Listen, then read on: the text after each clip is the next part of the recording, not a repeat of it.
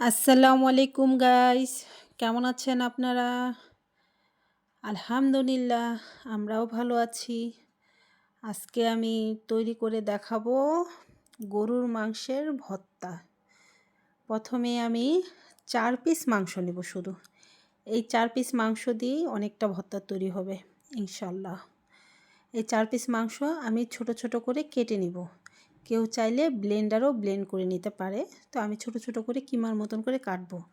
একটা ফ্রাই প্যানে সরিষার তেল দিয়ে গরু মাংসটা এখানে দিয়ে দিব। তারপরে এখানে আমি একটা রসুন দিব, শুধু ছোট দেখে, তেমন বড় না। একটা রসুন দিব, কিছু কাঁচামরিচ দিব। তারপরে কিছু কাঁচামরিচ দেওয়ার পর 2টা শুকনা মরিচ দিব। পরিমাণ মতো পেঁয়াজ দিব। পেঁয়াজ দিয়ে ভালো মতন চামচ দিয়ে নাড়াচাড়া করে ভাজতে শুরু করব।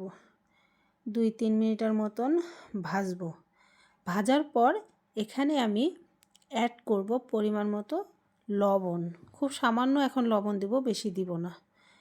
একটু লবণ দিয়ে কিছুক্ষণ ভাজবো। এই 2-4-5 মিনিটের মতন ভাজবো। ভাজার পর এখানে আমি দিব পানি, পরিমাণ মতো পানি দিয়ে দিব।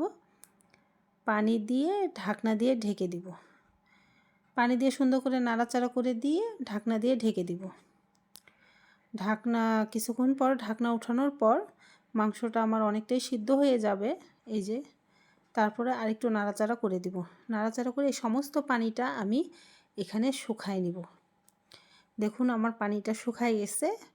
এখন আমি উপর থেকে কিছু ধনিয়া পাতা দিব আর একটু সরিষার তেল দিব সামান্য, দিয়ে আবার নাড়াচাড়া করে নিব।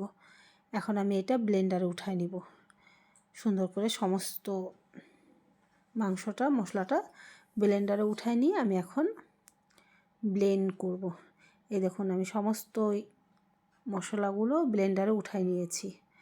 উঠায় নিয়ে এখন ব্লেন্ডার করার পর আমার এই যে ভর্তার কালারটা এরকম আসছে। এখন আমি এই ভর্তাটা বাটিতে বেটে নেব। বাটিতে বাড়ার পর আমি এখন এটাকে হাত দিয়ে ছোট ছোট করে শেপ দিব।